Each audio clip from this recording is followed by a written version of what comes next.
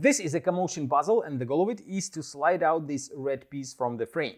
This puzzle was designed by Tyler Hudson and made by Pelican. Difficulty level of this puzzle is 7 out of 10 on a Puzzle Masters difficulty scale that runs from 5 to 10.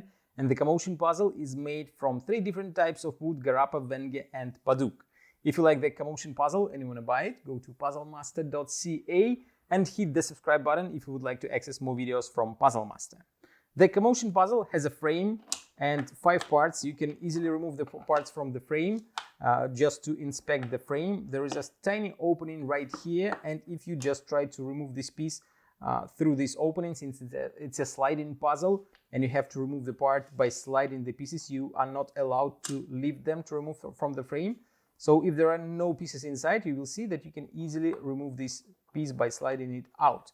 But when you put all the parts inside, including all 4 Venge pieces and this small red piece, you will see that it's not possible. Since first of all these 4 parts, they are blocking the exit, and then they are not allowing you to move the red piece. So it will be quite an interesting puzzle where you have to find all kinds of sliding, rotating moves in order to reorganize all the parts and then to remove this piece through this opening on the side of the frame.